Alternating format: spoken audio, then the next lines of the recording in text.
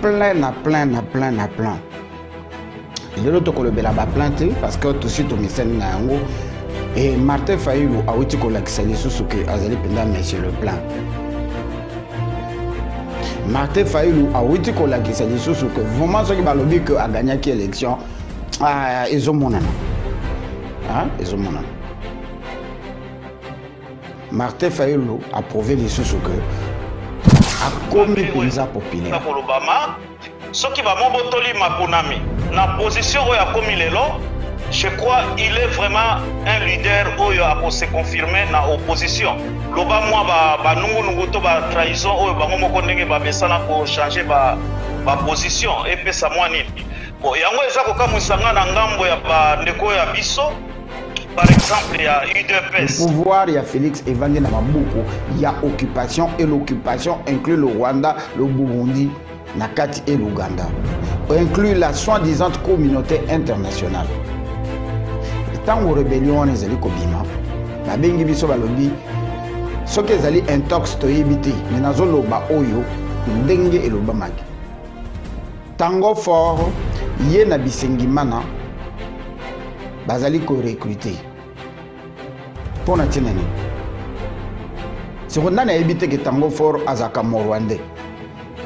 Nani a évité que bisengimana azaka morwande.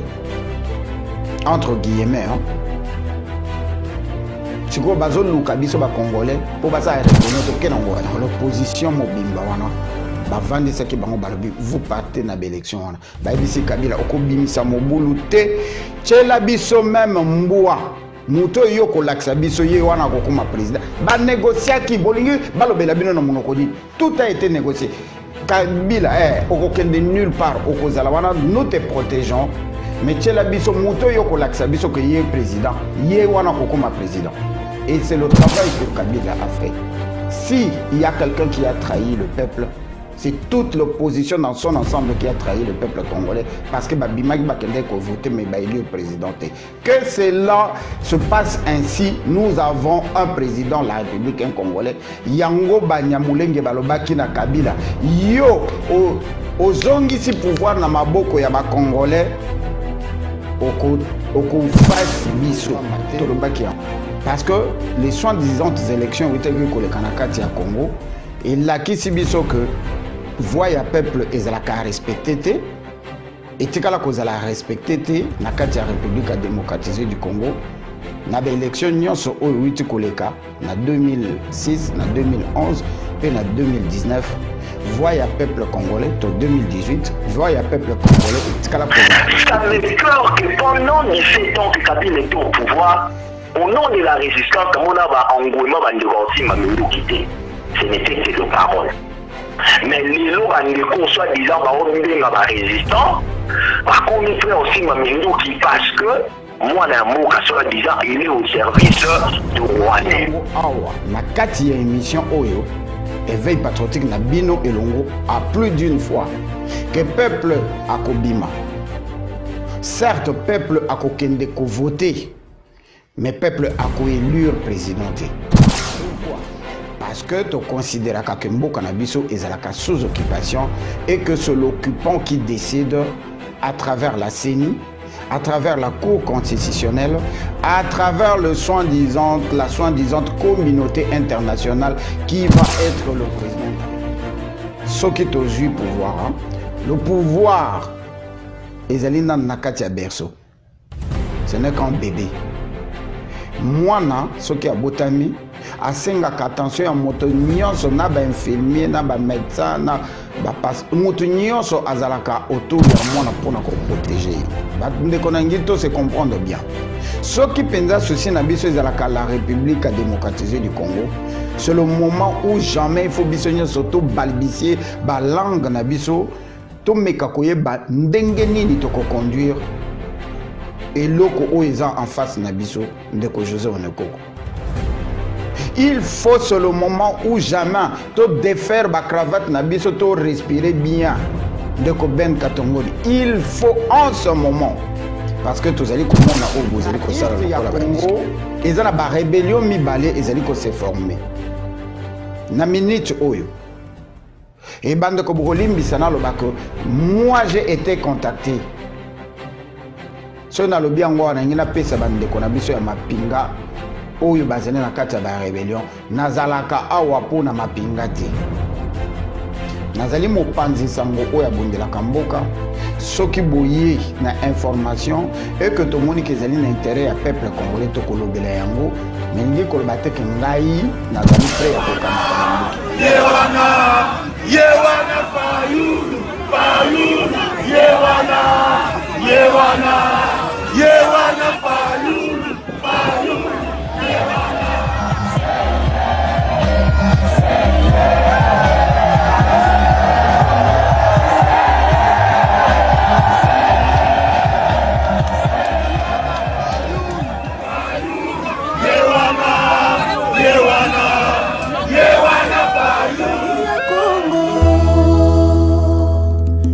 Ejali lopango te Ejali ndenzela Ebale ya Kongo Ejali lopango te Ejali ndenzela Mitema ndoki Bakoti songi songi oye Bakaboli Kongo Babosani Afrika oye Congolais Congolaise Yale longue ya tante Yale le komina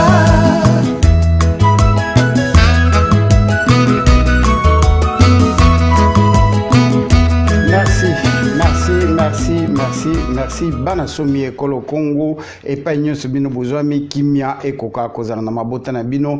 Merci mingi pour na fidélité na bino na masolo na biso ya éveil patriotique et pa nyonso bino bozwami kimia ekoka ko zinga mabota na bino nzambe oyo moto na moto andimelaka akoka kofongola maninisa na lola pe atondisa panier na ye na bénédiction na abondance na amour na fidélité pe surtout et en grande partie na amour ya mabele oyo ye apesa biso tango penze posani makasi mais tala fidélité au bozali na yango non et pas inangai non seulement na éveil patriotique mais na République à démocratiser du Congo oyo sala ka na moment oyo papa Séraphin oleke bozala kolala mama Rossi Makembo oleke asokipe na bana mama Nadine la grande Nadia pardon la grande Oleko alambela papa moteke bino nyonso bobelemi po na kolanda masolo na biso kimia ekoka kozala na mabota na bino chers compatriotes mesdames messieurs merci d'avoir abandonné vos multiples occupations vous approchez de vos iPads vos téléphones vos téléviseurs enfin de suivre notre émission de veille patriotique l'émission alléluia salami pe ekopé sama na wabino mwana mboka maître Jean Will Mukason na plateau na kozala ngai moko menanzela singa to kozala na général bamola bujitu toko kende nanzela kisa sepa itoko kamata Daniel Safu pe na ndeko na biso mobake tozali pe na ndeko mosusu oyo a confirmé na noté oyo akozala na biso moko ya chargé ya communication ya Lamuka tokozala na Anthony de son père soki akozala na biso na nzela ya singa tokosolola mwa lombango malgré bandeko nyonso tokozala molaite parce que lelo ezali mokolo ya poso ndenge to bandaka mayanga na biso nous présentons nos condoléances le plus attristés les plus émus na bandeko nyonso o bazali na matanga na minute tozali koloba mingi pe bazali kolanda biso bazali na matanga na kati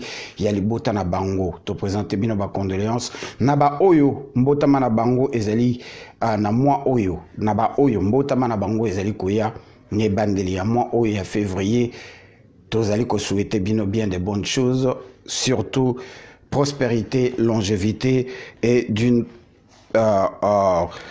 Bolimbisi, prospérité, longévité et pas union ce bino bouzouami. O ezali mois en février, tozali ko poussa na malembe malembe na mokolo ya bolingoto journée de l'amour. Tozali ko souhaiter que ba papa, ba maman nyonso bazali na mois poko so mois mikakatano na kati libota, mois ko benda na bonda na po papa se perdant moi tendresse, maman malobe koma ebele, bokabwani kote la biso mois mokebo banda déjà ko bongisa le repos mokolo ya fête des amoureux bozala penza mokolo yo bozali penza ko fêter yango na molimo moko to ndenge balobi na mikanda mosusu ya bonzambe 1+1 ekomaka 1 ndenge baloba yango merci tokozala molai mingi te ndenge tolobi na titre na biso plein. Lelo to kolobela ba planté parce que tout suite au message na yango et Martin Fayulu a witi ko lakisa lisusu ke azali penda monsieur le plan. Martin Fayulu a witi ko lakisa lisusu que vraiment ce qui balobi que a gagné qui élection ezomonana. Ezomonana. Martin Fayulu a prouvé lisusu que a commis penza populaire. Mais ba plan ngwe salama kaka na Saint-Thérèse wana ebele et salama biso na compte ya résistance to mitu na ka plein et après nano to mona penza et après ti na lobi boye pamba te parce que les soi-disant élections witeki ko le kanakati ya Congo et la kisi biso que voya peuple ezalaka respecté te. Et tikala kozala respecté te na kati ya République démocratisée du Congo na ba élection nyonso oyo witi koleka na 2006 na 2011 pe na 2019 voya peuple congolais to 2018 voya peuple congolais et tikala kozala respecté te to lobaki yango awa na kati ya émission oyo éveil patriotique na bino elongo à plus d'une fois que peuple akobima. Certes, peuple a kokende ko voter, mais peuple a ko élire président. Pourquoi? Parce que tu considères que Mboka Nabiso est sous occupation et que c'est l'occupant qui décide à travers la CENI, à travers la Cour constitutionnelle, à travers la soi-disant communauté internationale qui va être le président de la République. Donc, plein d'abisso ou tout ça là, ils ont voix moko sans effet vis-à-vis yaba occupant. Et le belakabango et l'autre côté. Bimisa atamo kilimo bimbana balabala, ils s'en foutent complètement parce que nasuka bakosala o bango balingi. Et nous l'avons prouvé sur noir et blanc. Tango bande qu'on a besoin bazali ko bimana campagne avec vous ici, tozalaka na bango et longo. Et bien, l'élection d'Engeleki, Tililo Tozalina président, Oyo Babengi na kombo ya Félix Tshisekedi, et là qui sibiso pour que ce n'est pas la voix du peuple qui a élu le président, mais c'est plutôt la CENI, à travers la Kabylie et la Cour constitutionnelle, Moutouba décidé, avec la bénédiction, il y a soi-disant communauté internationale. Et mindele lokola basi ba mesana ba binisi biso mwa muke ba tamiser biso mwa muke la diaspora combattante s'est disloquée neti vers witu ko bambana na ba belé ya ciment et panzani to kabwani mike mbango to bosani ke to be mi benga ka ba résistant combattant résistant patriote, c'est-à-dire que biso ezali likambo ya mabele ezalaka jamais likambo élection et les élections n'ont jamais été un problème na Congo et moins encore les politiciens, ce n'est pas notre problème. Bango bazo sala biso bitu sala to katani ndambu et komi soki otelemi lelo lobi kaka likambo moko na kombo ya Soriano alembongo epai na fachi soko otelemi lobi likambo moko contre le président Félix baza kofuta ye na Moïse Katumbi tozo kende wapi ba Congolais. Bon, je peux dire les Congolais, mais moi, mon problème ici n'a jamais été réellement par rapport à les Congolais. Tozo kende wapi ndeko wili lokasa biso, la résistance toza wapi tokei wapi tozo salani. Why? Donc en réalité, nous sommes une bande yaba hypocrite. Parce que c'est très étonnant que les lois ba réseaux sociaux, au lieu de passer un message qui est comme un collègue Satan, il y a qu'à s'expliquer du fait que les gens tutoient tout le monde par rapport à choix nayo, il y a appartenance nayo, par rapport il y a la personne oyo ozali, alors que nous on était supposé na minute oyo to mekako ça la rétrospection to mitala komba na biso to uti na musika tozo kende na yango wapi na étape oyo page ya histoire ya Congo uti ko tourner bitumba nini réellement to kobunda to comment ba révolutionnaire to kotikala toujours ba résistant toujours résister nini et toujours résister pourquoi comment tozo résister. Toko lobela yango émission mosusu o toko sala mercredi prochain et que la unique comme poto mécanano qu'on redéfinit tant que mi benga kaba combattant résistant. Qu'est-ce que nous attendons derrière cette appellation, cet adjectif résistant, tout la résistance. Mais les autres ko zala penza na mwa molai mingete na ko zala penza na mwa lombangu ya kokende na nzela ya Kinshasa et pa wapi to kokende ko kamata bande kona biso oyo bazali na nzela ya Kinshasa na bango to meka kokota na modindo ya masolo oyo to kobeta na bino lelo. Na masolo oyo tokobeta lelo pona tini etali la République démocratisée du Congo to mekanan ko timola na mwa modindo to yeba makanisi ya bandeko ezali nini ndenge tolobi Martin Fayulu awuti ko sala plein na Sainte-Thérèse biso nyonso tolandi message na ye toko analyser ba parole na ba dire na yete même moto na moto akomeka kopesa makanisi na ye et ndeko général Bamwela akoya ko salela biso conclusion. Jimmy tozonga na Congo liboso na kende ko kamata bandeko bazali na Kinshasa. Biloko nyonso tokomi kozwa na passion ezali lisusu ndenge ya bakoko te poso mosusu aye kokolonize se bato ya mboka o nsima ebongaki tosala ndenge nini o tosengi libanda te revolution ya Congo.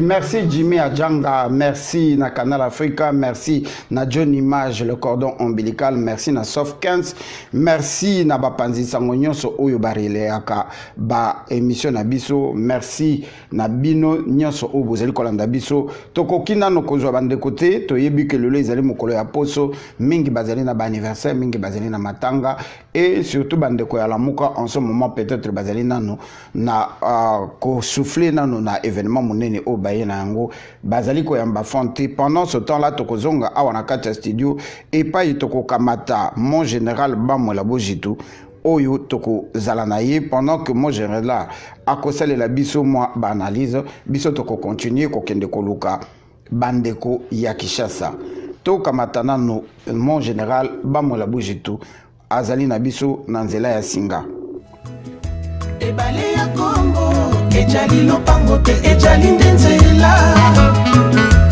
mitema ndoki bakoti songi mon général moi makelele ezali pa na yo losako ndeko chino. Alors mon général zala na biso mute micro na yo na mekako ko sala parenthèse liboso ya kopesa maloba. Merci. Chers compatriotes, mesdames, messieurs, ndenge tolobi yango na titre awa na analyse na biso étant bana ya Congo auto mi bengaka la résistance tokomi komona en perspective une opposition républicaine et bandi kokota to elingi kokota. Pourquoi to bengi yango opposition républicaine? Banda mibu ebele biso nyonso to sangana ki na kati ya diaspora combattante et résistante to continuer ki ko kanisa pe ko traiter bande ko na biso ya ba honorable hein biso ba honorable que to zalaka en relation directe na occupation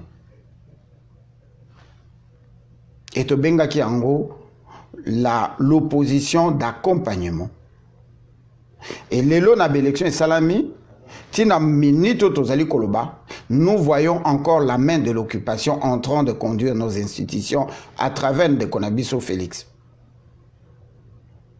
Ça paraît étonnant pour na bato mosusu mais pour na biso pour na ngai pe bandeko basusu na koloba mingi pour na ngai te et koki kozala invraisemblable été.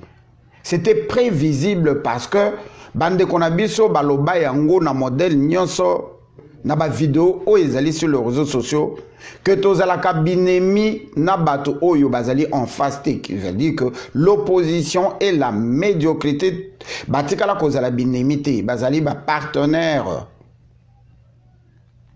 Bazali nakati ya opposition oyo babundelaka pouvoir.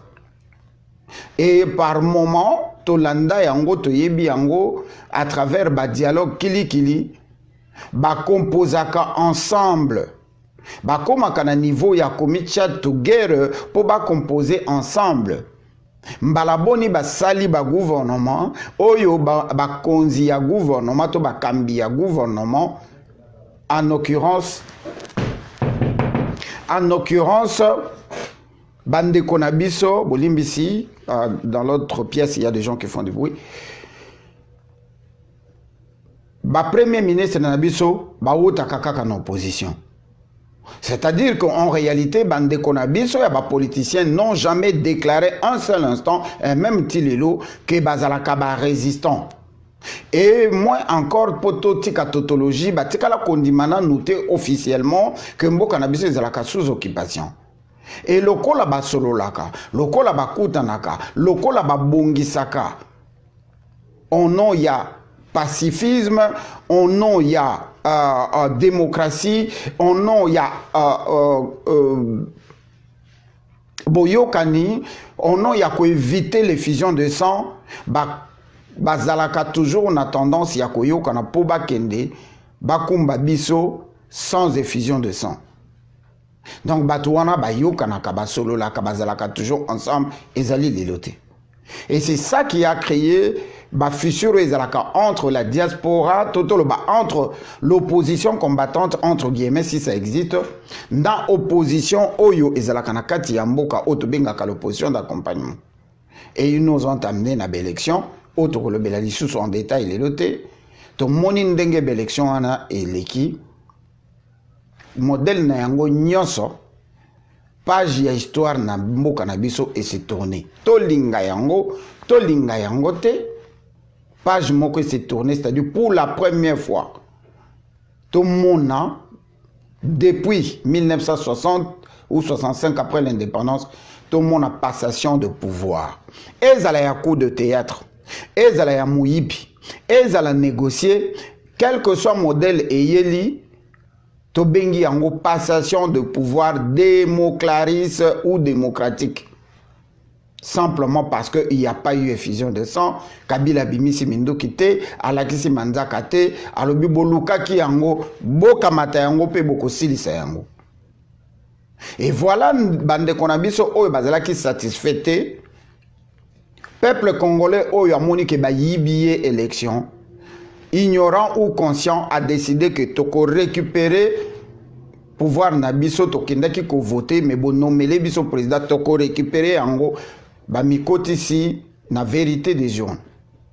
Et la question que nous nous posons les lots oyo tozali conclusion te vérité des urnes yango tozali ko senga yango na nani kaka na opposant pardon kaka na occupant kaka na seni kaka na Cour suprême d'injustice na évité. Ton la communauté internationale autorité kolanda lelo Macron azali ko féliciter le nouveau gouvernement a benyango première alternance démocratique. Tiko batongo kakoyo ba finaki c'était lobby babandi ko changer. Et bientôt si tout va bien première sortie à président de la République à Kokende, probablement à Kenya. Sur la Kenya.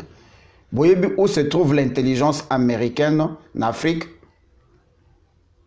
C'est au Kenya. Donc, à Keiko Vanda, si on a quitté Bala Kisaï, Ndenge Basalaka Mobutu na Herman Cohen, tant que je pouvoir bakende kolaksaï, Ndenge ni na ko se conduire pour satisfaire ba besoin na bango. Yango nde émission ya lelo te na fongoli kaka ba page. Tokei epai na général Bamola Bojito. Mon général Losako epai na yo. Le balé ya Congo, ejali lopango te ejali ndenzela. Mitema noki kokoti songi losako ndeko tino losako na sako. Merci mingi ya kopesanga maloba. Merci pe na bae oyo baza kolanda biso na poko ya lelo. Nakanisa ndenge osili koloba na poko ya lelo que présence ya Fayulu na Sainte-Thérèse ezali comme confirmer opposition moko républicaine. Je crois ndeko nangai Jino depuis que Kanambe bakotoki na kati na mboka, il y a aujourd'hui presque 20 ans. Il n'y a jamais eu une loi où ezali appropriée pour na opposition. Donc moni na opposition au babengi donc je crois confirmation il y a opposition extra parlementaire parce que bazalaka na eloko babengi opposition républicaine, c'est l'opposition qui siège. Donc ceux qui Fayulu azali ko siéger na kati na parlement, donc wana tokobenga nini républicaine, mais oyo je crois comme ils sont en dehors il y a parlement, yango babengaka nakanisa nini opposition extra parlementaire.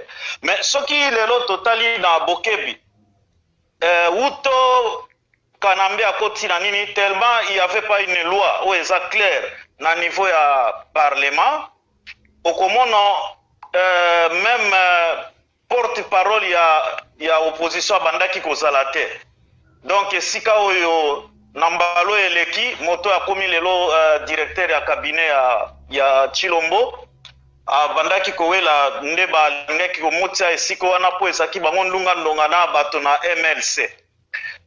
Eloko toza komono lelo nakanisa soki tolandi na bokebi na bandeko ba biso oyo bazwaka ete mboka ezali na problème politique, et je crois aujourd'hui il faut bazala na élégance moko na ba débat na ba élégance moko na ba commentaire na ba élégance moko ya vision sur l'environnement politique ya mboka na biso na moko na lelo ya koloba ete oyo soki oboyi lokola par exemple comme soi-disant Fayulu a été élu bongo ba mobotoli ba maponami oyo bango ndenge babe oyo eza kolobama soki ba mobotoli maponami na position oyo akomi lelo, je crois il est vraiment un leader oyo akose confirmer na opposition.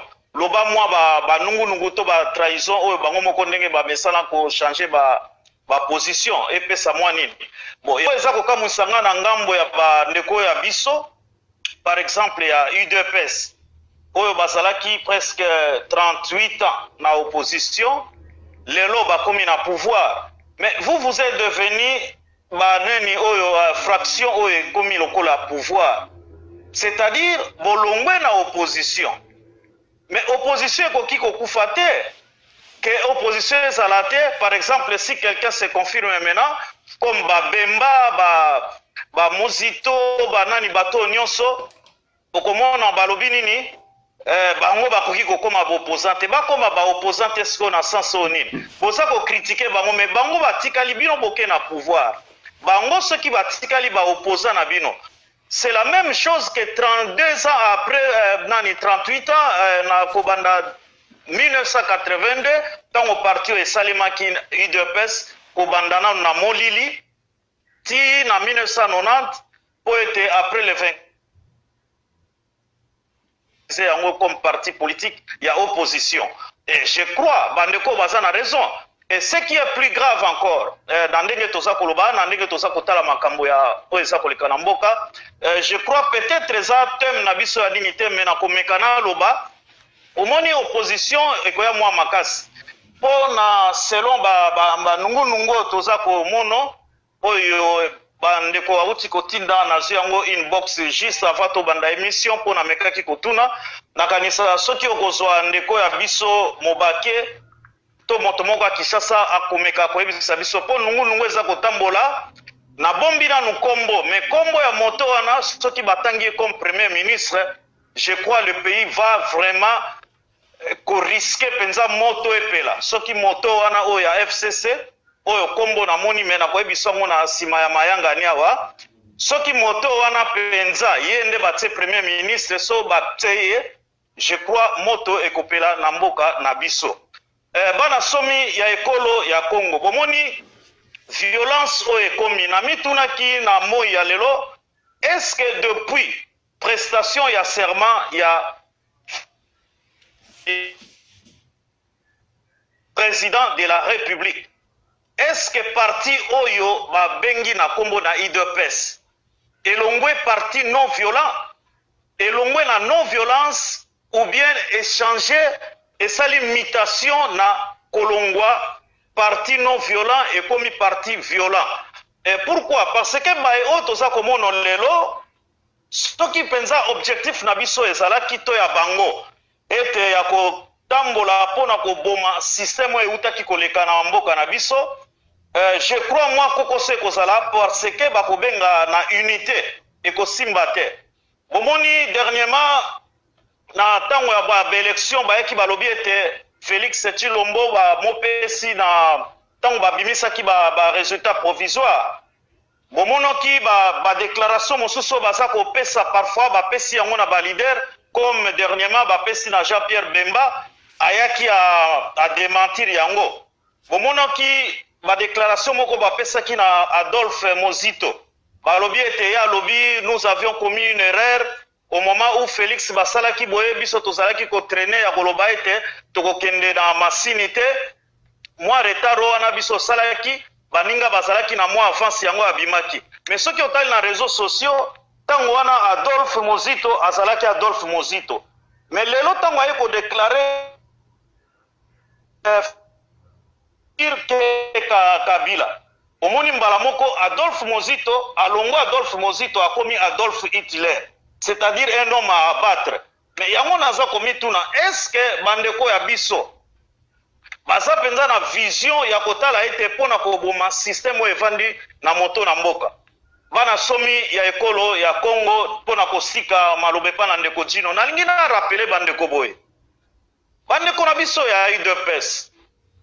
Na tango ya Yesu Kristo pona ebi boza bosambelaka mwa mingi bomoni mokonzi ope ya bino tango ba moponaki ake kovanda na Hotel Béatrice bomonoki na babilili afukami po ete bato na Nzambe ba motia maboko bana somi ya ekolo nangi na rappeler bino eloko oyo na tango ya Yesu Kristo boye ba ete opposition pe ezalaki na tango wana yango bomonoko bato babengaki ba Sadducéens ezalaki na 4 courants na tango na Jésus-Christ c'est-à-dire ezalaki na ba Sadducéens ezalaki na ba pharisiens ezalaki na ba esséniens pe na ba zélate donc omono bato na bato wana lokola ba Sadducéens o bazaki penza ba opposant penza radical ndenge bandeko ya biso na UDPS bazalaki uta 38 ans donc c'est-à-dire bongo ndenge nini lelo UDPS ekomi na pouvoir est-ce que ceux qui vont imiter Jésus-Christ yango na lobi na bino te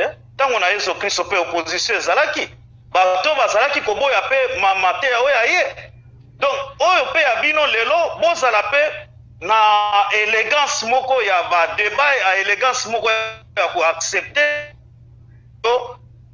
bakoti na biso na elongo na nzelo biso toponi te esengeli pe bato yango bazala lokola ba opposant nakanisa ndeko Dino mai oyo tolingaki toloba na pokwa na lelo oyo nangaki na meka kolimbola to kotambola na nzela tango kopesanga maloba oyo ya mibale nde na koyeba kobeta mwa sete lisusu na mai oyo eza koleka na mboka na mai oyo toyebi ezali koya po na eloko lisusu ya monene na kolingana lobango na mbala nsima oyo ezali mwa babiloko mpona kokebisa bandeko ya biso oyo baza komona ke la victoire vraiment ezali na portée na bango mpona koyeba ete mwa danger ezali mwa kokoso ezali lokola biso na éveil patriotique ntango nyonso toyaka mpona kobeta sete na kofungola bandeko ba biso oyo balandaka biso na nzela na éveil patriotique po ete na koyeba kose préparer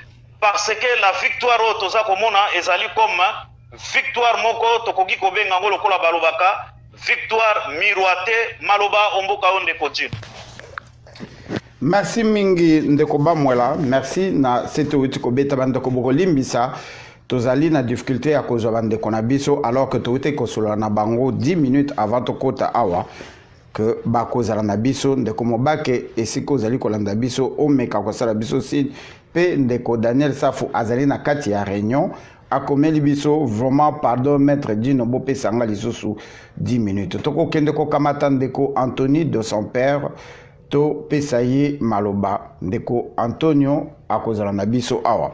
Pendant ce temps na kofongo la brèche moko oyo to salaki émission mercredi je crois na ndeko zala na biso to kopeso maloba tout de suite zala na biso tia meko na silence mboka na biso na minute oyo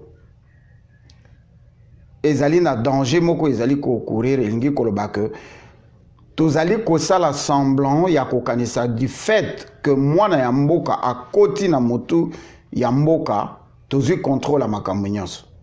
Et je suis en train de vous rappeler que le pouvoir soki tozui pouvoir hein, le pouvoir ezali na nakati ya berceau. Ce n'est qu'un bébé. Mwana soki abotami asengaka attention ya moto nyonso na ba infirmier na ba médecin na ba pas moto nyonso azalaka autour ya mwana pona ko protéger. Et to mona kalisusu même pas ya banyama. Soki liono azali kolanda akanga maman et que maman nazana mwana ya bébé ako freiner akei ko protéger na no bébé wana alors que azabile na ye. Ndeko se comprendre bien. Ce qui pensa ceci na biso ezalaka la République démocratisée du Congo, c'est le moment où jamais il faut bisonyo surtout balbicier ba langue na biso to meka koyeba ndenge nini to ko conduire et loko oeza en face na biso ndeko José Onekoko. Il faut c'est le moment où jamais to défaire ba cravate na biso to respirer bien. De Ben Katongoni. Il faut en ce moment, parce que tous allez comme on a au vous allez que ça la la discussion. Na East ya Congo, ils ont la rébellion mi balé, ils allez que se former. Na minute oyo. Et bande ko brolim bisana lo bako. Moi j'ai été contacté. So na lobi yango na ngina pesa bande ko na biso ya mapinga oyo bazene na kati ya ba rébellion. Nazalaka awa po na mapinga te. Nazali mopanzi sango oya bundela kamboka soki boye na information et que to moni ke zali na intérêt ya peuple congolais to kolobela yango melingi koloba te ke ngai nazali prêt ya kokamata manduki te. Voilà, na répondre yango en nakati émission po boya lisute boye la biso information ndenge boyaka ndenge to yambaki ya kotumba po to permettre ya kopanza sango soki ezali rébellion moko républicaine tokolobela yango. Mais soki ezali kaka rébellion oyo ya kokende na Uganda na Rwanda kokende kokamata manduki pona ko ya koboma biso tokotelemela yango. Et nous avons le droit. Ezali te que tozali koloba pona ko protéger pouvoir ya Félix. Le pouvoir ya Félix est vendu na mabuku ya occupation et l'occupation inclut le Rwanda, le Burundi, Nakati et l'Ouganda, inclut la soi-disant communauté internationale. Tant que rébellion ezali kobima, ba bengi biso balobi, soki ezali intox to yebite, menazo loba oyo ndenge eloba maki. Tango fort ye na bisengimana bazali ko recruter. Pona tinani. Si on a yebite ke tango fort azaka morwande. Nani a yebite ke bisengimana azaka morwande entre guillemets hein. Siko bazo luka biso ba congolais po basa rébellion to kenango wapi. Ndeko mbusa na mwisi azali ko recruter bolanda vidéo o ezali na YouTube et witi kokota même pas 10 minutes na YouTube ya veille patriotique to yambaki ndeko bisa awa tolobela ki yango en détail bato muso ba komeli biso que non tozo bebisa masolo bandeko oyo bino bozo komela biso que bozo bebisa masolo c'est que boyebi masolo yango bien te ou vous êtes que de rwandophones na kati na biso Parce que Mbusa Nyamwisi est en train de recruter au Rwanda et en Ouganda.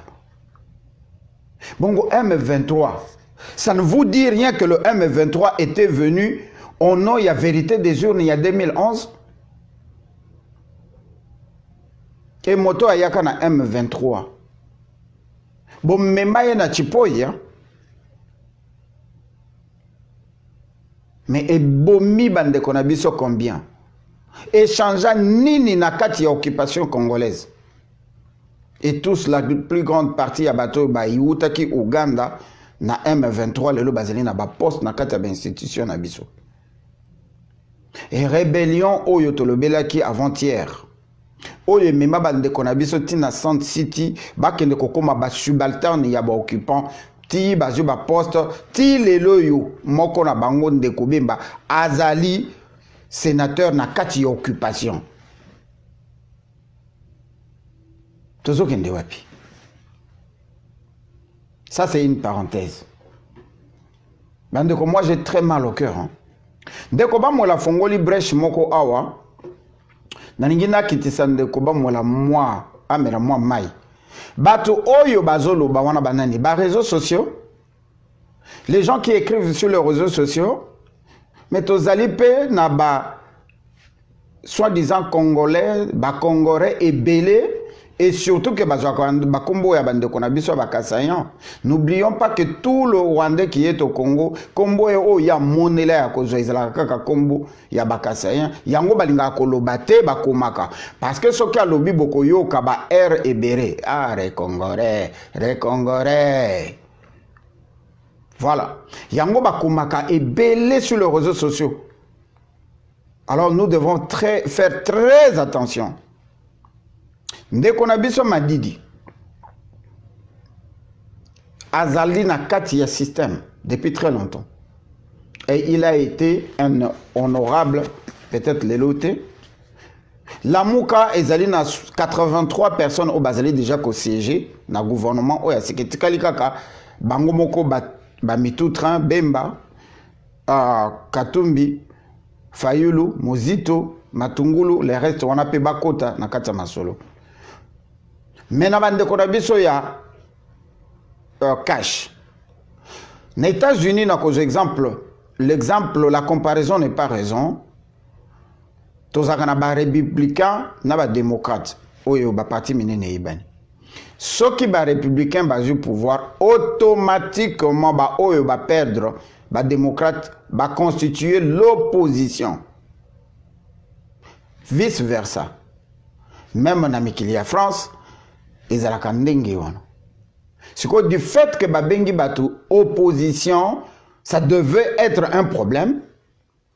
Mais Bolo Bakayango que Kozala opposant et Zali Kozala ennemi na mutazana pouvoir te.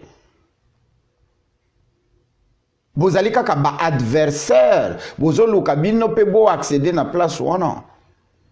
Et comment nous pouvons imaginer un seul instant que na Congo Togoza sous na opposition te parce que l'opposition a pris le pouvoir. Non. L'opposition, comment qui m'y balade? Et les partis politiques d'opposition, il y en a combien? Près de 400, 300. C'est que Bobomi en gagne surtout.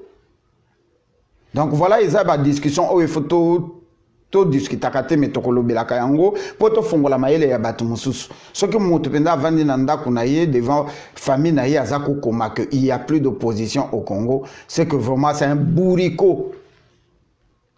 Parce que l'opposition doit exister pour nous ça la contrepoids. Et c'est normal. Donc, nous avons considéré que nous avons Fayulu à continuer que Bundasiko étant qu'un opposant, il y a un gouvernement où ils sont en place. Mais nous avons souhaité que ils aient la révolution au lieu de simple opposition démocratique ou whatever. Républicaine. Malamukuto est à la révolution républicaine. Why? Parce que la main de l'occupation est toujours là. Nalobaki yango la fois passée, ndekonabiso amati likolo ya nzete ya occupation.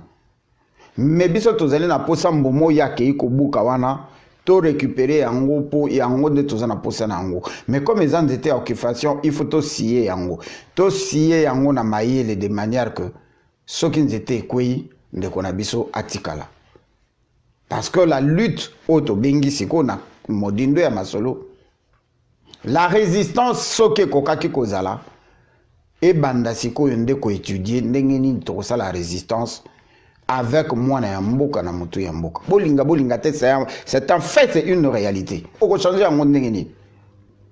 Oko sala siko yango ndenge nini pour makila et continuer kotanga te to soki kotanga etanga une fois. Et osala mandenge nini. Tokeye pa ya ndeko Anthony topesa ye moi 10 minutes.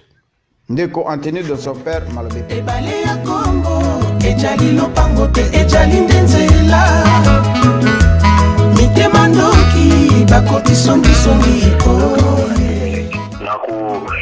donc beaucoup de rabinats sont différents na oyo lobby mais dans des débats contradictoires mais là sont des cloches moko où ils ont cadré peut-être bateau audience là qui est là pour protéger des minutes là.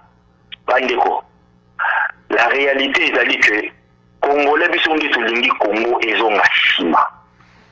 So tolingi Congo etinde liboso na minute oyo bandeko mso Ethiopie bazotonga ba tramway. Bandeko mso Ghana bazotonga ba biloko bazotia ba téléphone soki ya mandingi nini bazotonga ba automobile. Biso on parle de la rébellion.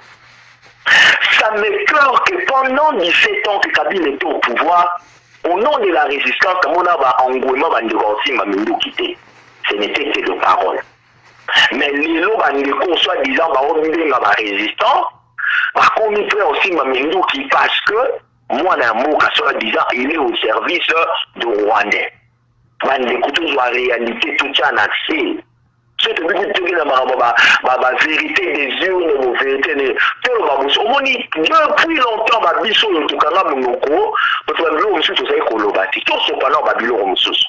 en 2014, je crois 2014 ou 2015, si je me rappelle bien, 2014-2015, tout ça, la radio, mais la radio, mon coup, l'entend à Kumbote, parce qu'en ce moment, la radio, les aïeux, ça là, Franck Nyongo est venu sur la radio à saluer ma démonstration, ma dénonciation sur Martin Fayulu m'a dit. À l'époque, ma biso de son père, la bêta Tolo, quand on m'a dit, Yazalaka m'a dit du thé, quand on m'a dit, Yazalayu a dit, ma biso topé ça et ma beaucoup. Matignon sur la plupart des restaurants, avec la politique, Azan a poids politique, Azan est l'autre. Ma biso tonimé la raille déjà. Tout le monde a raillé déjà la vision.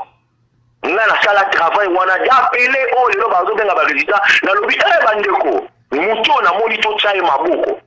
Réponse la Zouaka, madame la politicien, tout le monde la bangote. Mais les gens ont m'a dit. Il y a 5 soi-disant leaders politiques. Oyo bazali qui va kenegi na Genève, Katumbi, Fayulu, Félix, na musique natanga liberté. Natanga Katumbi na natanga liberté. Tout ça c'est Félix et na Bemba na Fayulu. Botanga nyo sur 5 ans bazala kuna. Nani yango azala na fiche de paye ya bato ba mbuka ba lettre misatu. Ba o bani ba comprendre ba ko nani azala na fiche de paye. Il y a bateau la miso. Nani va cotiser na système ya fiche de paye. Na lia sur Ubewa. Na Ubewa. Pour bolingi to lo ba bosolo. To lo ba siko bosolo. Bosolo ka vérité des yeux. To lo ba siko bosolo na ba radio. Ba kinyo sma yoka. C'est pour cela que vous ne comprenez pas que sont de clauses que dans la paix Moscou. Bandeko sou bani va composer ni les républicaines. Pas ça la yango. Mais pas en prenant les armes. Ça la passe dans mon publication. Parce que pour mettre moins de masse. Moi, dans mon Félix, c'était dit à Rosalata, on dit qu'à mon kilo et à créer. Donc, vous y avez les gens qui n'ont pas maka. Vous avez beaucoup fondaments de masse. Il faut. Ça fait partie du débat. L'État a des droits envers son peuple. Mais le peuple aussi a des obligations de respecter les lois par rapport à Moka, par rapport à Babakondia Moka. Quand on dit l'état de droit, le libertinage de terre, qui est mis à Facebook. Tu vas dire à Mboko aux États-Unis. Si on dit Kaka, George Trump, Torubumayo, Komiango, service à sécurité, Barouya Mayo, Barokenenayo. bandeko lelo bandeko wana so baza penda na bolingo ya mboka soki balingi mboka nde bazobundelela peuple mais qui se constitue une opposition bakene nango na ndenge ya opposition parce que contrairement à tous ceux qui se disent oh non ce sont l'Obama oui oh tozalaki na opposition et tozalaki na occupation de ce continent bandeko nga na moni marche ya Félix ake devant bagarde civile so bagarde nini l'armée wana apesi losoko banini jusque là na lugena tala ba Rwanda na monité. Mais toi, on est surtout vraiment, on se donne beaucoup la peine et on peut savoir le pouvoir pour le Rwanda d'aller dans les sociétés. Sauf que Félix travaille pour le Rwanda. Alors, qui avait fait la composition, il y a Lamuka et son pouvoir. Si ce n'est pas Kagame, on le va dire pas élection, pas publier l'élection. On est dans la confusion. On est là son de cloche nous sur la bateau et là balo rayoté il faut comprendre dans studio là il faut dans la son de cloche c'est différent et je veux amener ce son de cloche c'est différent parce que la réalité est aliénée pendant que eux les autres se préparaient pour les élections soi-disant l'élection bilan avec Namokipa Moka on va dire la préparation aujourd'hui on se permet de réclamer quelque chose oh yo bango moko bakoki ko prouver statistiquement bakoki ko prouver mathématiquement calcul erroné mais ils réclament la vérité des urnes. La vérité des urnes c'est quoi? Pendant oui bah nazo peut un exemple 8 mois les États-Unis nous ont bombardé dans les médias que Saddam Hussein a la bombe nucléaire à bombarder Israël et les États-Unis tellement bombardé quand 8 mois dans bateau il va te commission mensonge comme réalité va te commission en réalité ils vont déclarer la vérité des urnes pendant qu'ils ne savent pas prouver statistiquement avec des preuves qu'ils ont gagné des élections. C'est parce que la France a dit RFI lobby, ni ne lobby. Toujours ainsi qu'on a la réalité, Moussous. Pour 10 000 années, on a Moussous. Pour nous, on a Nassi, ça n'a pas fait Moussous. Mais il y a Moussous déjà, il faut voir la son de cloche, Moussous, différent. Aujourd'hui, Félix a commis le pouvoir. Est-ce que le pouvoir, il y a démocratie, mais je sais des choses, les pouvoirs acquis démocratiquement, il a poussé, il a dit coup d'État, il a 17 ans, Kabila a dit le pouvoir, ceux qui ont le pouvoir, il fallait que les gens prennent les armes, la Kabila, bateau bazalaki soi-disant politiciens, soi-disant opposés à la Mokate, notamment Félix, à sa preuve, à commis ce qu'on a quitté à Bokonzi. Au lieu de construire, pour recadrer le Congo, nous voulons éliminer maintenant Siko Félix. Il y a la rwandanisation et après. Ce qui s'est passé en 1993 ou 1994, quand on va Outu, Boumaki, tout vraiment lapidé, et Bandaka na Biariman. Quand Biariman a été tué par les Tutsi, par Kagame, Outu, Basala, Bouma, Tutsi, après Tutsi, vous, leur ingrédient ils allaient déjà prêts. Likambo oyo bandeko bakende rébellion on a zomona Félix wa 17 na moni ndeko moka koma livre na Ngwanda akomike mwana wa mboko oyo akozala te na mois de mars akotika mokili ya se donc aibi déjà ni Félix akufa continue na livre no bakoma sur les réseaux sociaux donc batu sikoyo botala imbo imaginer le scénario basali rébellion bakoti babomi Félix au mois de mars. Félix est devenu là, Félix est mort. Alors, Bato va voter Félix. Pour se voter que Félix va voter Kabakasayente. Il y a des Kasaya, Bataba Zahir, Bataba Ndundu, Batequater, Batakatanga, Batamani, Batignon va voter, il n'est pas pour ma place. Et ça, la ligne, à combien de personnes parce que l'étendue de la République doit voter. Lorsqu'on va se consolider force, soit-disant président Nabango, mais vous cherchez la guerre entre une tribu et une autre tribu, sans pour autant le savoir. Et l'encouragement du mal, ils ont continué. Donc, et l'on comme sous la zone quand on va s'occuper des rébellions, qui va leur donner la main? Parce que, soi-disant communauté internationale, qu'on permettra sous la présidence en Afrique qui était dans la rébellion. raison pour laquelle bazotinda bato na démocratie soki bango bate rébellion eza na deux choix parce que bakotela na braza te bakotela na ngola te po lorrain sortika bango te na braza te parce que na le rotika bango te baza na place mibale bakokotela soit na burundi bakotela te po koringiza bapermettre bango te bakotela kaka na rwanda alors qu'il a son parrainé nini wana et quand Félix Mosso a parrainé rébellion ba boboma ye pendant qu'il travaille pour Kagame parce que bazo sala na régime occupation. C'est là vous comprenez que confusion totale ezali ya usakana na ngote faut ba okota te pe usala mate. Si Félix est là, Moumata Bokita, quand Kabila kotara na pouvoir en 2001, du moment le jour à Yagagara, à Yagagara dans les Nations Unies, dans les États-Unis, c'était bouclé, c'était fermé. Il a fallu à Amata Kita, Asala Naï, la vente aux enchères pour la poste. Il va se retrouver dans le gouvernement Félix. Quand on se retrouve dans le gouvernement Félix, on retourne sur le Bausani. Ndeko Anthony ndenge na babaki que to ça débattre mais na kotuno quand même mokuna. Bongo ozu précision wapi que ba rébellion o ezolinge salama ezali penza ko uta na lamuka.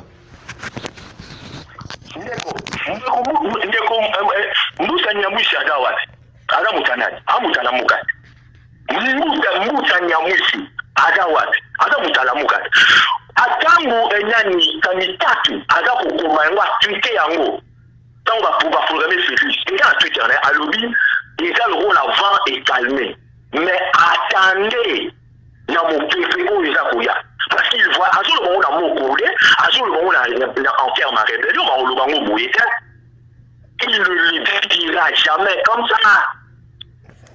Donc la réalité, c'est vrai, nous voulons. Moi je me dis, si il fait le papa qui se dit d'avoir 32 ans, ceux qui 38 ans, combien d'état dans l'opposition. Ceux qui vont avoir l'équipe Félix Kamayele, Balingi Bolingo ya Congo, même une force d'opposition où le Congo n'a jamais vécu. Parce qu'ils ont l'opposition, ils ont un bon côté, on va aller corrompre bango. Même bazana mbongo, katumbi azana mbongo, musanya mupisa azana mbongo, musito azana mbongo. Va même une forme d'opposition que le Congo n'a jamais connue. Pour mutakoboma bango te, lelo na nyasali campagne na ye. Ata lisasi te, ata la gaz lacrymogène te, ata armé mon côté. Mutu te pa kofi, ba yembi ba fini Félix balobi pe tozwa minute mutu moka déranger bango azate. Merci. Une vraie opposition. Comme ça, va coincer Félix démocratiquement, avec le texte, avec une démarche à Félix Yamabé et à gouvernement. Mais parler de rébellion, puis le Boulingi va dans la béni sous Bakoufa. Dans le village, on a Bakoufa. À 12 millions de morts, on ajoutera encore des millions, des enfants congolais, des femmes congolais, on va Bakoufa au nom de cette rébellion. Merci. Merci Ndeko Anthony Bolimbi Sepenza. Ndenge to prometa ki yo tokozwa yo moko na Echo du Patriote et pas yi okokotela biso penda na badete to yebe ko beti mwa mbango. Tokosala débattre bokolandanga na conclusion. Merci mingi. Merci. Ndeko awa tozali éveil ya patriotisme. Ndeko Anthony tolandio na boke bibonso boyoki Ndeko Anthony ndenga silisi. Eloko tozolobela awa to se fier na ba réseaux sociaux. Les réseaux sociaux sont tellement manipulés que bokoki koye bati. Awa na éveil patriotique tozara na bato azali na biso en pleine émission awa mena kombo mususu. Kaka ye wana azana eloko mususu akoma Thérèse le Congo akomi mwana mwasi na kombo ya Congo azali kofinga biso en pleine émission mais na kombo na ye ya vrai azolanda biso et bazali awa ignorant que la technologie tozali capable ya ko identifier message wana ezouta wapi na ordinateur nini et pesi na adresse place ordinateur oyazo komelezali. Et to comparer en autre ebekeza mutu moko. C'est la technologie. Mais comme ezalaka musala toyaka kosala awate. Tokozonga na nzela ya Kinshasa, soki toko kamati bande côté, toko kende ko clôturer parce que to prometa kibino que tokozala penza molaiti.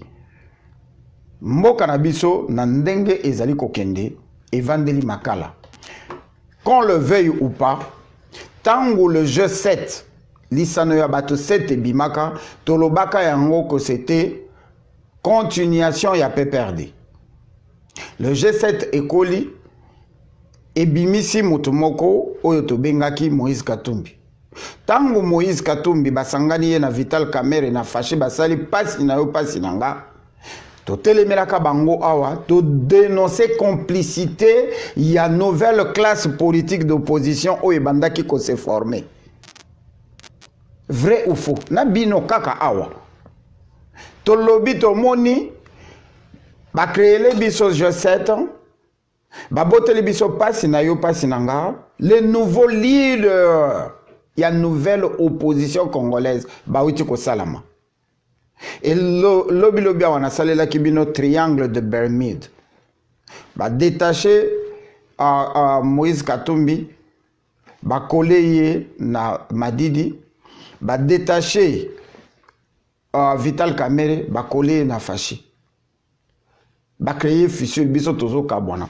Alors que kaka awa to sala démonstration o na kobandelaka 10 000 fois la kamati papier oyo babengi opposition bakati yango bakréer les bino lamuka bakréer les bino o mususu ya fasciste na yebaka kombo o ebima na nini mais ADN na bango ezali moko elingi kolobani soko sangisi bango nyonso tobengaki bango opposition d'accompagnement. Ce n'est pas parce que bakabwani bazali sous opposition d'accompagnement mais maintenant siko ndenge nini ya ko détacher bango na occupation. Et comme ironie du sort, le criminel génocidaire sanguinaire oyo babengi na kombo ya Paul Kagame a commis clean parce que a eu parti moko.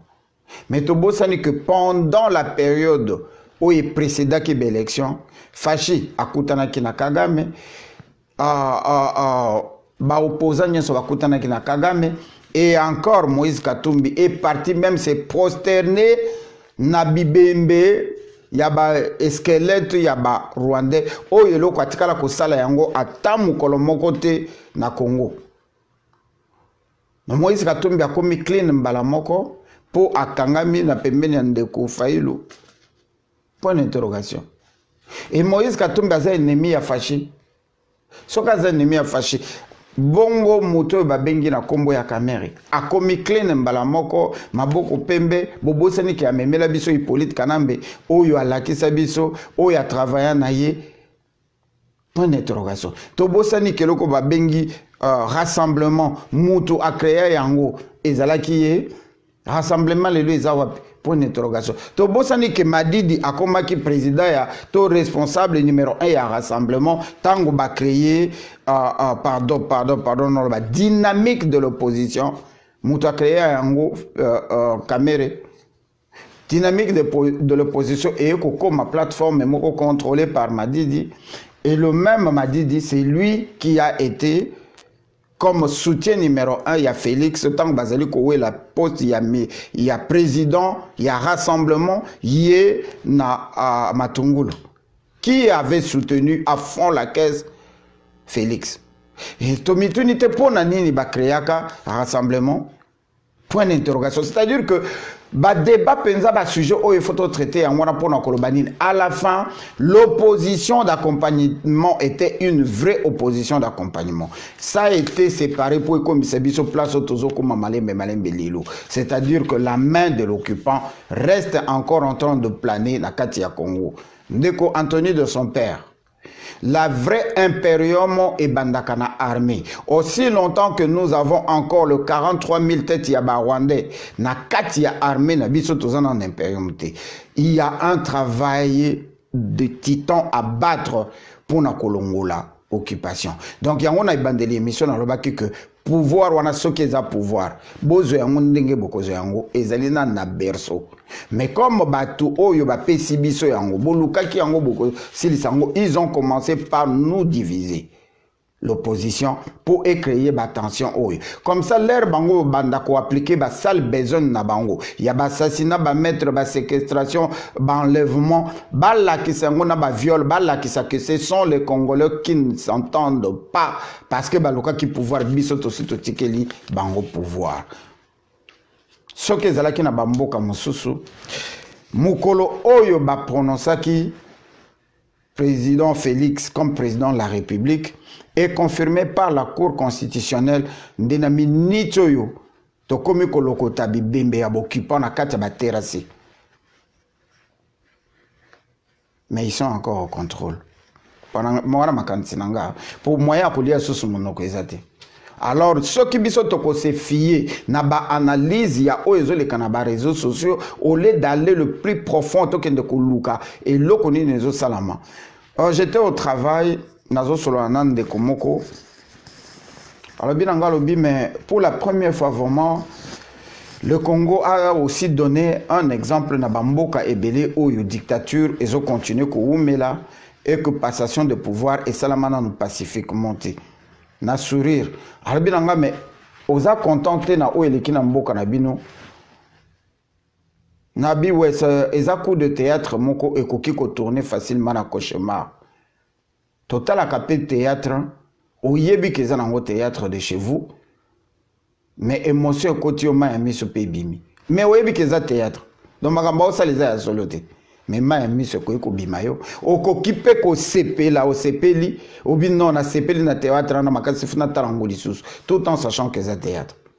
Non oyo to uti ko vivre na mboka na biso ezala ki penda souhait à congolais, il y a peuple congolais parce que le peuple a été voté certes mais il n'a pas élu un président. Et ce président-là, ni Fayulu, ni Fachi, pour coopérer qui na occupation, pour bazoa et lokoana. Ça pouvait être l'un ou l'autre. Toloba yango avant l'élection, que certes, bazo bima, bazo tondi sa balabala, certes, peuple a kokende ko voter, mais a ko élire présidenté. Moutou nyonso a kokoma président, azali déjà négocié. Ça a déjà été dit. Donc, le Kambasika est zate. Mais le Gotozozonga na moko biso ba congolais. Est-ce que tu comprendre que la main de l'occupation est encore là et que nyonso oyo tozali ko tejiverser na yango lelo ezali bomba retardement pour na bande ko na biso moko. Yango na lobby tango mutu moko na zobosa na kombo na ye même so bokomeli nga na komona te parce que naza na moniteur te lelo laptop ezo salate kombo nezala ki susu nani. Le type de M23 Oyoba Memaka Chipo Yawa. Le même type là, il y a M23, Ayaka na Kombo et Papa Tshisekedi dit Tangwazo Zamandoki. Et pas plus tard, Tango de Konabiso Chibango Akamati Manduki, je le salue, de Kochibango et pas Yozali, pour Nazwa qui, message et avocat na yo Kolanda que veille patriotique, le sako na yo. J'espère que Okobima, le plus tôt possible, au continuer, Moussala Yakobundi Saba occupant, ce qui est allé prouver, parce que ça a été prouvé que Olinga qui pendo sala rébellion à solo, mais est commis trop tard to éviter. Chers compatriotes, mesdames, messieurs, Batouana nyonso tango bazolinga basala ba rébellion na bango. Nasima na bango, il y avait la main de l'occupation, mais bandai koya nango na kombo ya vérité des gens.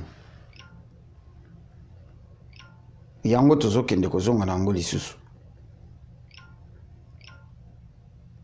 Bandai ko mingi ba komela kinga maître Dino bozo le bela makambo rébellion bozo maîtriser ba paramètres te makambo échange ngabi makambo échanger avec génocidaire au babengi Paul Kagame. Donc Paul Kagame, ce qui a eu parti moko, il y a opposition d'accompagnement. Le col on a deux partis. Paul Kagame a se collé à côté moko pour na battu à côté on a asa sous criminalité. Ce qui a se collé à côté oyo asa sous criminalité. Bandeko. Paul Kagame azali subalterne ya Museveni et Museveni a vandanier à l'obakelo côté.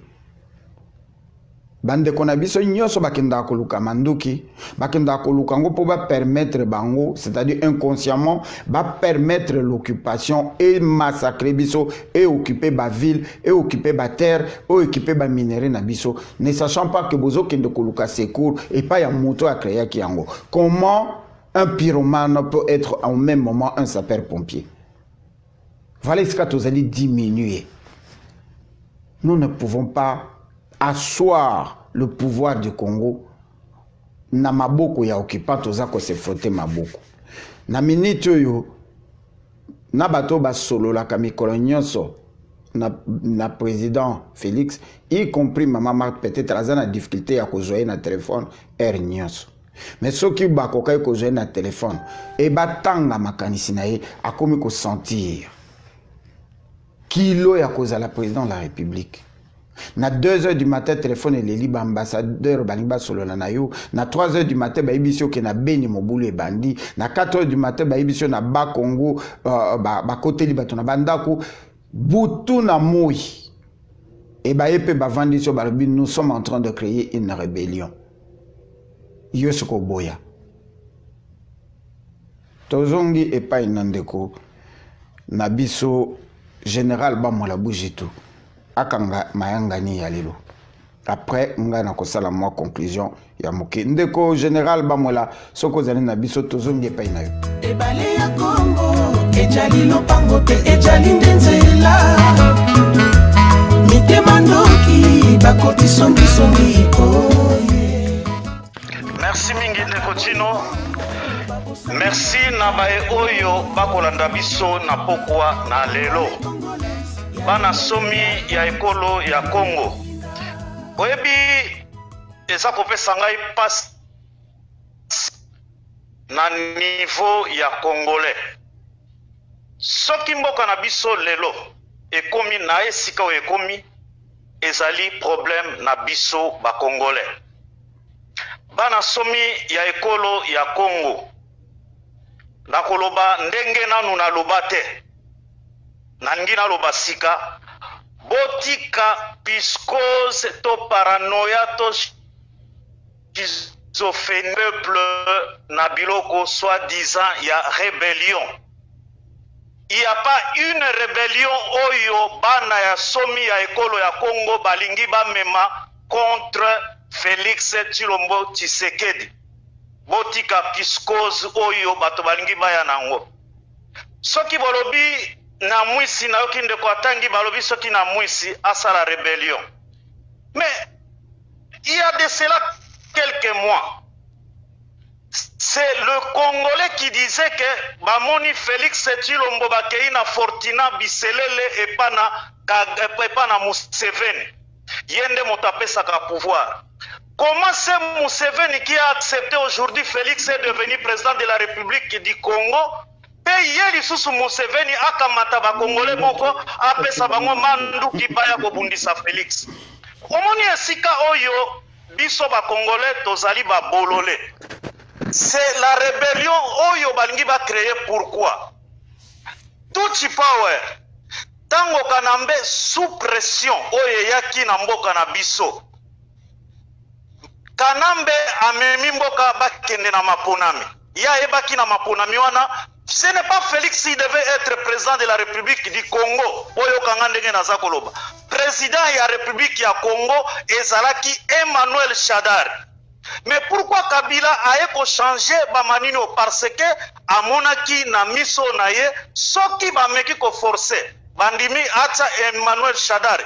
Na minito tolingi toloba lelo kanambe alingasa na mboka na biso. Bobenga ka soi-disant ba occupant. Ya mboka na biso balingi baza na mboka na biso te déjà balingi ba umbuka po bayebaki yango omoni bayaki kosala o babengi mwa ba négociation to o boye koloba yo te Félix ba nommé na nini. Mes chers frères, si Félix a été nommé par Kabila, Kabila c'est pion ya Mugabe ya Kagame, comment se fait-il Kagame o yazali Kabila a nommé Félix, bongo Kagame akamata manduki aya kobundisa Félix. Si Félix fait le travail oyo Kabila tiki.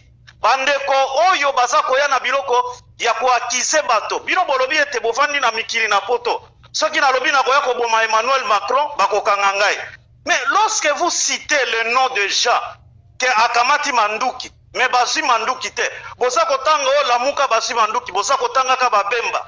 Mes chers frères, lelo tango nalobi na pokwa lelo po soki obobengaka soki tuti power basimbi moto pona nini Kanambe bakamati pouvoir bazongisi na maboko na Zairwa to Congolais. Esiko bango bazali basimbi moto po baebi ete mbongwana ekokoto na nzela lo sommet c'était Congolais ete ba Congolais bakokamata contrôle ya nini na bango babandi ko regretter. Mes chers frères, protégeons notre frère Félix Tshilombo. Ba Rwandais bakoki komo bonga lokola bandi comme ça. Vous êtes des civils. Bato bamona kabiso bakomi kobenga ba soda ya Facebook. Je suis soldat bien formé. Na di formation na tangi na académie oyo ezali na renommée internationale. Na jupe bakasa na ngone siko wana. Protégeons notre frère. Ceux qui ba Rwandais ba bomie lokola bosa kotangaka na mwisi. Ba pelisa moto na mboka na biso pona nini bakoto na nzelo yo pona ko balkaniser mboka na biso. Il y a aucune rébellion oyo eza ko salema oyo teba na mboka balingi batelemela Félix. Ce sont des Rwandais. Ce sont des bateaux bavandi na système na mboka na biso lokola baebi ete Congolais c'est un bololé. Yango balingi babetisa biso mito ba créer ba moi piscos to baloba ete moi rébellion za ko salema. Ndeko boza koloba.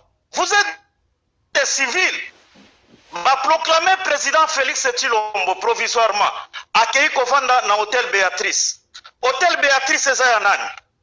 Manso oyo bazalaki koloba, nyonso oyo bazalaki kolia, esika azalaki koleka to na couloir, ezali na ba film.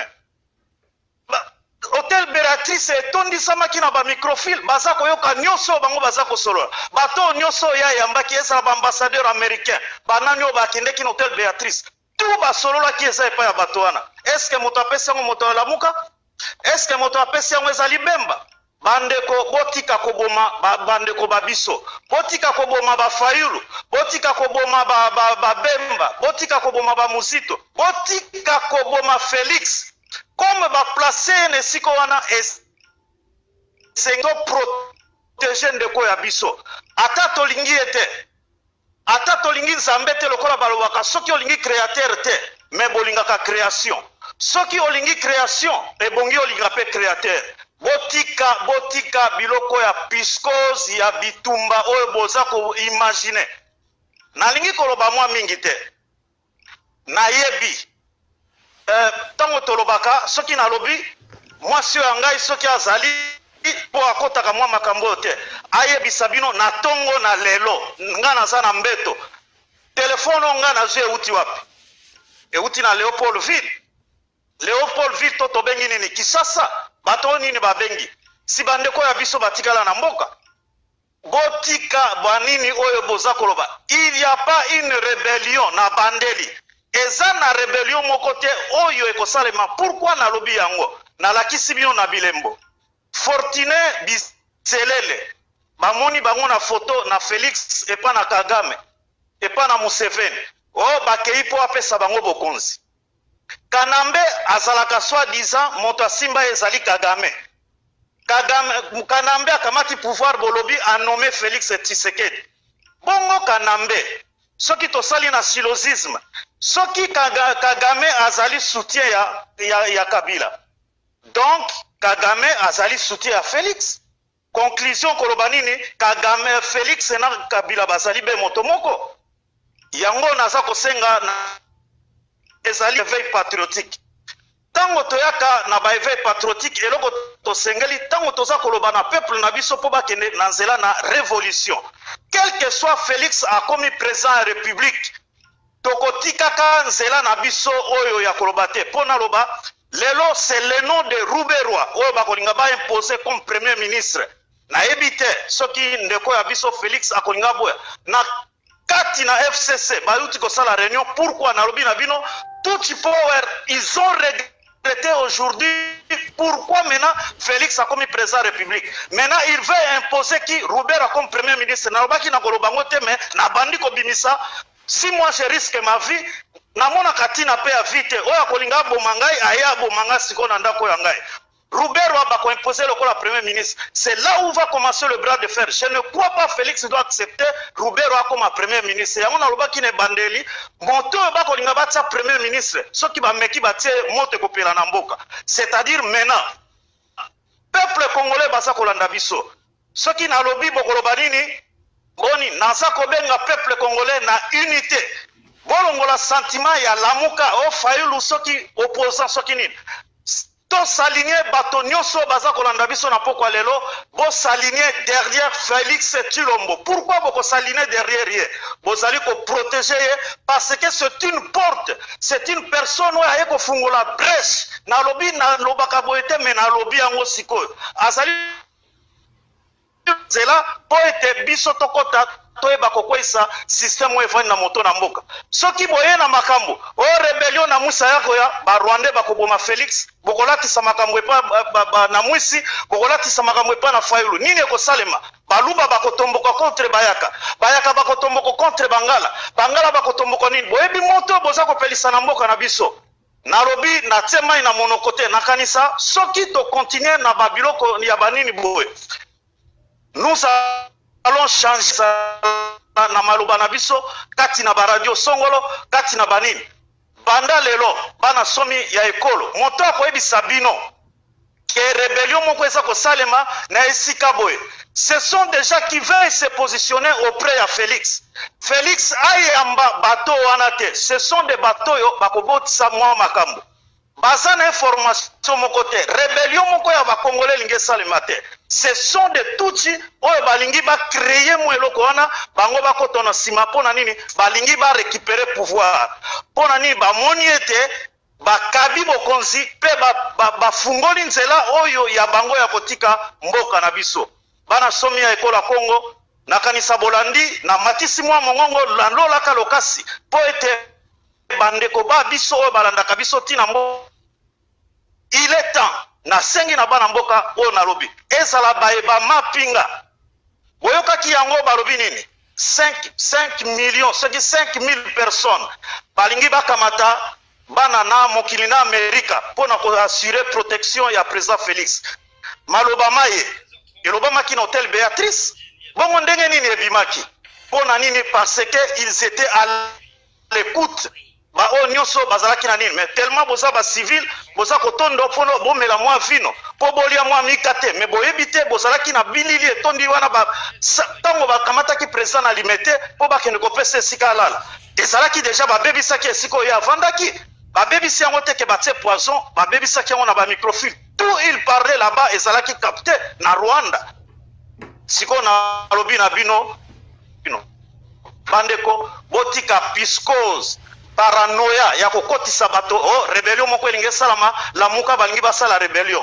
lamuka akosala rebellion te bato bakosala rebellion soki basali rebellion eza ndenge ndeko tino atangi alobi amisi soki tango fort atangi soki bisengimana ce ne sont pas des Congolais ce sont des Rwandais oyo balingi basala rebellion po ba récupérer bokonzi o bakabi tobotoli bango nano te bakabi yango mena nzela ya kokaba tokobotolo bango malu bomboka yo ndeko tino ebale ya Kongo ejali lopango te ejali ndenzela mitema ndoki bakotisongisoni pourquoi parce que la plus mauvaise des choses c'est que nabato oyo tobondi na bango depuis 2007 na kati ya combat oyo bazalaki komi benga le vrai résistant ba mi benga kakutu la diaspora combattante les résistants oyo ba définissa awa en éveil patriotique et loko bazali ko benga résistance lelo yo bakoma ko traiter biso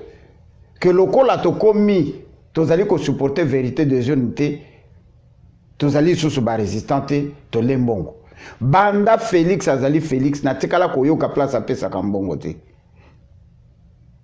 bongo lelo akomi président na ebele ya ba média o ezali ko luka ba yoka ta mongongo na ye akoya ko pesa mbongo kaka na éveil patriotique c'est vrai yango le na lobaki yango Lekinanga Rose Nanette Capitalobi ya djino po omiye bakate ne veille patriotique na bino wana munene nini bozanango. C'est vrai.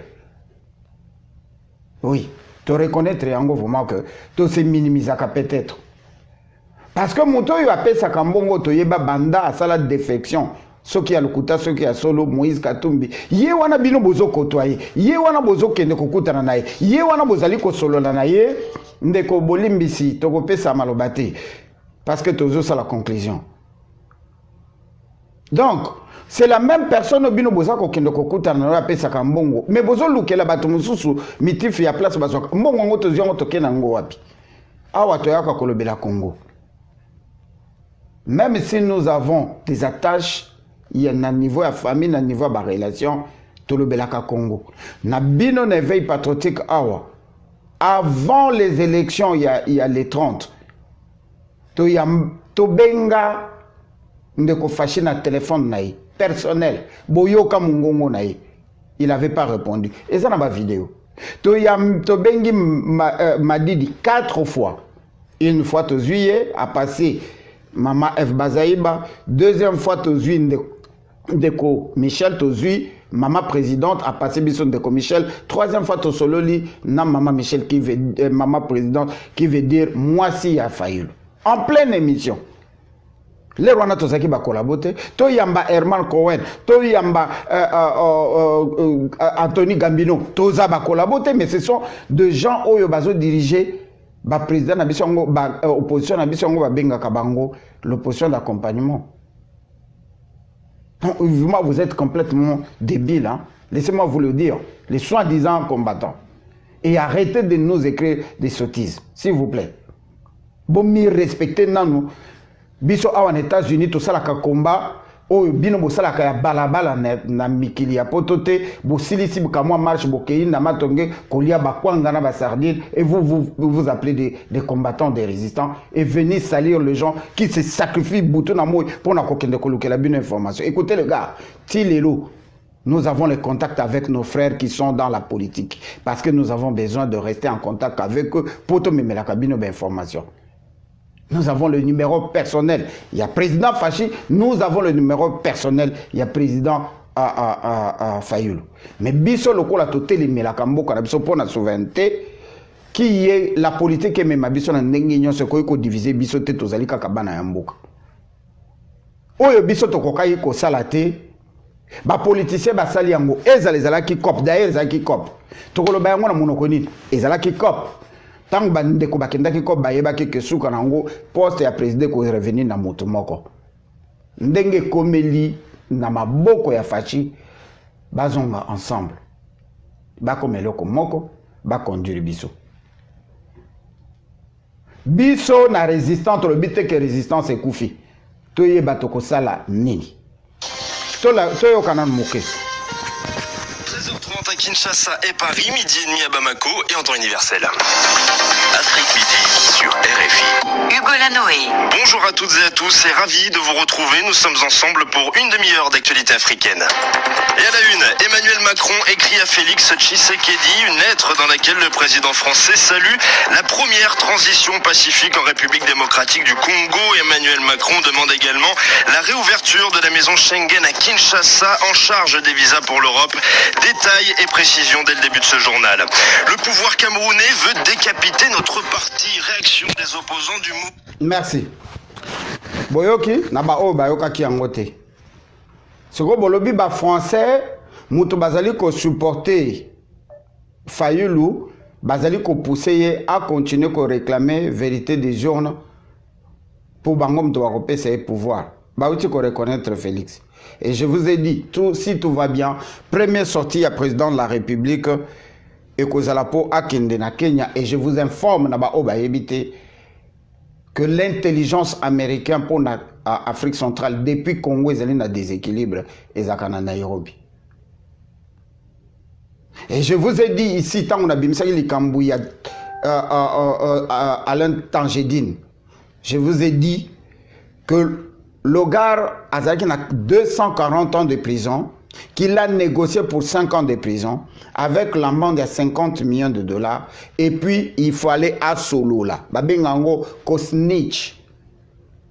Vendre la mèche. Et la mèche qu'il a vendue, les Américains ont compris que Sokimbo Cannabis et Pelimoto bazo perdre parce que la Russie est déjà là, la Chine est déjà là, ils allaient guerre froide. Étant donné que l'intelligence de la technologie, l'intelligence artificielle repose à 86% na Katia Congo, na ba minéré à Congo. Oyo biso tozomona eza oyo ezo salamati. Dans l'opposition mobimba wana bavandi saki bango balobi vous partez na l'élection wana bayebisi Kabila okobimisa mobulu te tshela biso même mbwa muto yo kolakisa biso ye wana kokoma président ba négociaki bolingi balobela bino na monoko nini tout a été négocié. Kabila okokende nulle part okozala wana nous te protégeons mais tshela biso muto yo kolakisa biso que ye président ye wana kokoma président. Et c'est le travail que Kabila a fait. Si il y a quelqu'un qui a trahi le peuple, c'est toute l'opposition dans son ensemble qui a trahi le peuple congolais parce que Bimaki Bakende ko voté mais élu président. Que cela se passe ainsi, nous avons un président de la République, un Congolais, Yango Banyamulenge Balobaki na Kabila. Yo ozongisi pouvoir na maboko ya ba Congolais oko face biso. Tolobaki yango awa. Ne rentrons pas dans ce jeu. Traitez-nous comme vous voulez, biso to ba Congolais, to kufi ebele, bande konabiso ba banda ki yango, ba kosil sa yango. Les opposants, bokende ko vanda, bo continuer au bo banda ki yango. Ba plein et ça la ke l'outil. Bokende ko vanda bo solo la. Ndeko Fayulu, na batu nyoso baza simanae, basala une opposition républicaine. Et biso ba résistance, ce qui toza la kapenza, c'est le moment de réformer la résistance. To bimana sima ya bandeko oyo bango ba sala nzela na bango oyo to telemila ki le lobby le to komba fanatique na ngo. To luka moyen to restructurer et logo tozali ko benga résistance. Ce qui est la kaka résistance médiatique aux 8 téléphones na yo, au tché contre mur, au sali vidéo, continuez yango. Papa ngwanda soka ko continuer ko sala ba vidéo na asala yango. Mais ezala esika ya ko ko intoxiquer batu mususu te, ko finga batu mususu ko lobela batu mususu te. Et nous ici sur la veille patriotique bo limbi sito mema yango lelo boye. Mukolo moko te to vanda awa tozo analyser vidéo, il y a un soi-disant combattant résistant patriote à sali vidéo na ye. Biso to ya to sali lango émission poto analyser to critiquer to benga e kolabo pona malubanae. C'est pas notre travail. Tozo ya ko sala ba analyse constructive to yeba what going on elo nezo tambola na mboka na biso. Et to yeba que tous allez infiltrer jusqu'à fond la caisse et que le combat médiatique au tozo sala ba réseaux sociaux au tozo allez ko utiliser ba bango na ya Congo bazali na kati qui se font passer pour nanga na yo pour ba créer les biso et loko et lobby to ko regretter to ko contrôler yango te. Modèle nyonso yo tozo li pouvoir wana ceux qui ont le pouvoir te au poste wana ceux qui bolingi to satisfaire maluba. Nous pouvons changer la donne, match ko baluka, et ça crée déjà un déséquilibre. Mungai nazalaki flatté na première action oyo Fachi Asalaki tango ababeti ba étudiant Masasi a ordonné bakanga colonel wana alors que depuis 20 ans totikala koyoka ngote Hippolyte Kanambe ala kisabiso basoda bakangi bango pour babeti Masasi na ba étudiant. Eze le côté na moni bande konanga ba combattant oyo tozala na bango to banga ka kokenda Kinshasa ba kombo na bango ezana aner tozwa ba liste pa ya Amin Malouf que je salue qui était na ebité sokaza toujours le président ya comité de jeunes ya PPRD à Washington abiya jino tala ba liste vieux bato wana tomoni bango bakiti na Kinshasa babimi bazongi C'est ça l'éveil patriotique. Alors, tout me kako dosé, moto na moto a continué. Le quoi la to signaka papier te mukanda te akokoma combattant, continuer musala ozo sala. Mais tika nde bakombo ya baninga, tika kolakisa que yo ozali na yo nul pour okoma il faut mettre Djino Azala, otanga kombo honorable Djino, osalele vidéo pose ba view pour na kokomisa ye, o vendre la éveil patriotique banda tongo ti pourquoi pour batuba yoka yo batuba landa, c'est pas ça. C'est pas ça le combat. Na conclusion à ma solo to solo lilelo. Na ma solo auto solo lelo bolimbisi. Na ma solo nyoso to solo lelo to ngito lo bak. Nous devons faire très attention total en abiso na biso. Mboka na biso ezokota na phase moko ya mabe oyo soki peuple congolais a eu conscience te tokotia maboko na motu que oyo to viva et kozala penza oyo to vivre te parce que ekopousser mboka na biso na balkanisation sikoyo ya solo solo. Mindele bazota l'intérêt na bango boyoki ba français oyo to yebaki ke baza c'est derrière Fayulu ba se prononcer lobi boko yoka bango nyonso bako se prononcer moko moko pour bazota la intérêt na bango. Alors bino ba fanatique na ba fanakwiti boko tikala na balabala alors que les opposants ndenge ba mesana kozala bazali kaka ba caméléon. Lobby bako sala ensemble, bako construire ensemble, bako sala schéma ensemble parce que nous avons de toute façon besoin d'une opposition et une opposition républicaine. Kimia et Coca-Cola na mabota na bino ezalaki wabino maître Djino, honorable maître Djino Will Mukasson na général Bamola Boujitu ndeto kuten na bino mbala yasima probablement dimanche et pas etokozala na ndeko na biso Chikeva toko joyer na écho du patriote akoya koyebisa biso rôle ya église na kati ya situation ya Congo ezali penga nini. Merci beaucoup. Tango ya machwa Kongo na ngai na tango ya bakoko ezalaki ndenge mosusu bazalaki kolatela mbalokola lelo te kotambola na voiture lokola yo te bazalaka na lopitalo te se monganga mboka o kasi bazalaki kobika ndenge ninyo bakoko babiso basali bakongo tango na biso biloko nyonso tokomi kozwa na pasio ezali lisusu ndenge ya bakoko te poso mosusu aye kokolonize se bato ya mboka o nsima ebongaki tosala ndenge ninyo tosengi lipanda pe revolution ya Congo Congo Congo Congo Congo.